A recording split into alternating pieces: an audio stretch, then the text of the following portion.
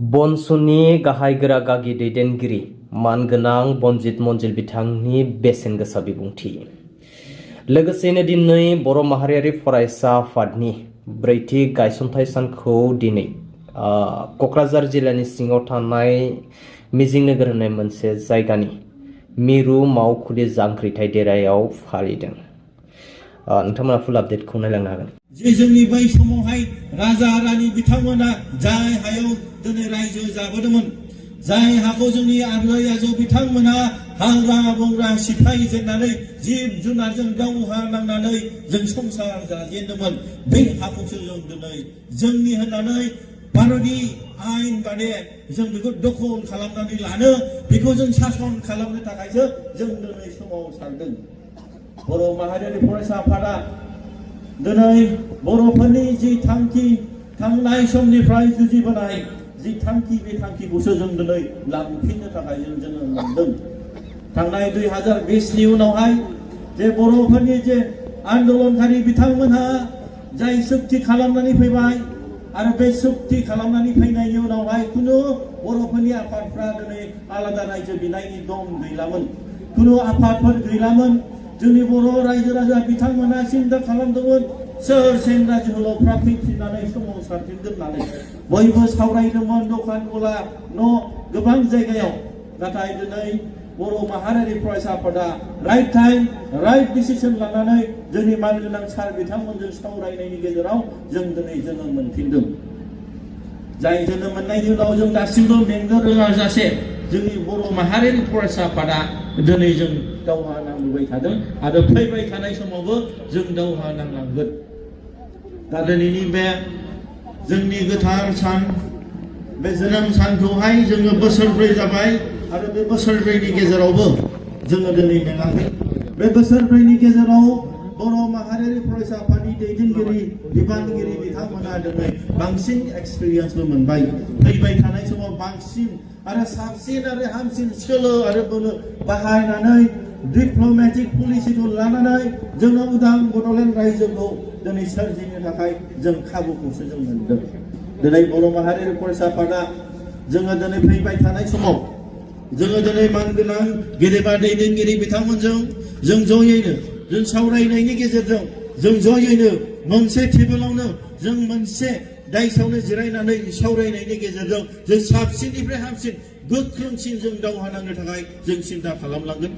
आरो बेयावहाय जोंहा दिनै बनसुनि दैदेनगिरि बिबानगिरि आरो गासैबो बर' हारिनि दिनै बर' हारिखौ मोजां मोनग्रा गेदेमा रायजो राजा दिनै नोंथांमोननिबो जों बोर आशीर्बादखौ मोनगोन। आरो बेनि सायाव जों जयैनो जों खामानि मावलांनो हागोन, आं बेखौ फोथायनाय दं।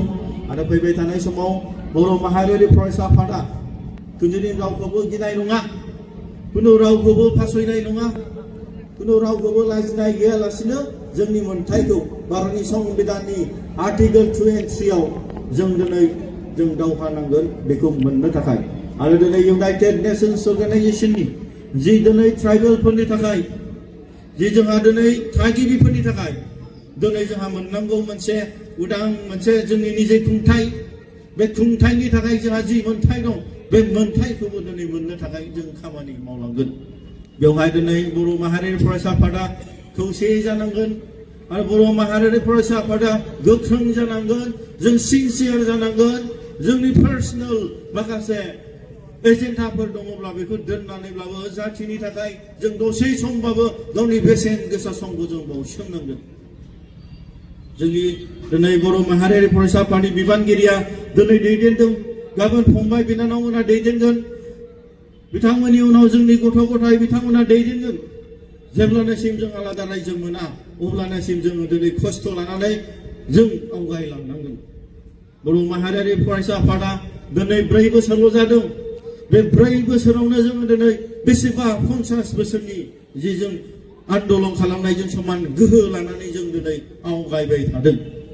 आरो जोंनि दैदेनगिरि बिथांमोना बांसिन सिनसियार जायोब्ला, सैथो भाबै दिनै आवगायबोयोब्ला, गोरा भाबै गोख्रों भाबै आवगायबोयोब्ला बेवहाय खुनु थाथ'नाय गैया, खुनु रावबो होबथानो हानाय नङा।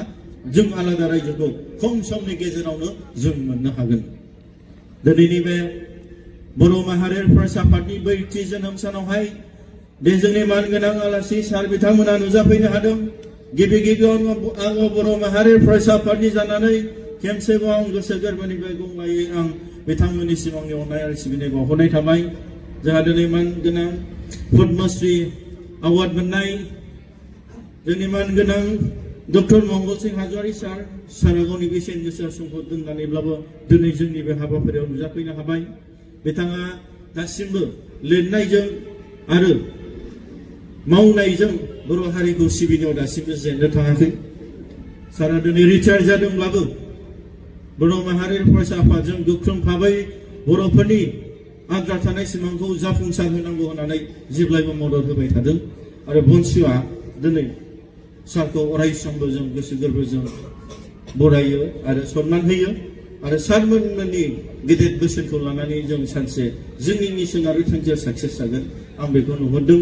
आरो बेजों लोगोसे दासिमबो बै समनि दुलाराय बर' फरायसा आफादनि दैदेनगिरि आरो दासिमबो बर' हारिनि थाखाय बिखाफोर दानानै जाथिनि थाखाय गाबथाबोग्रा जोंनि गेजेराव सफैनो हादों।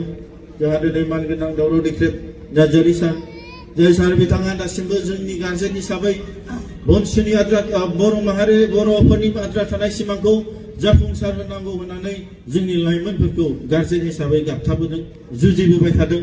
दिनै सार बिथाङाबो जोंनि गेजेराव नुजाफैनो हादों।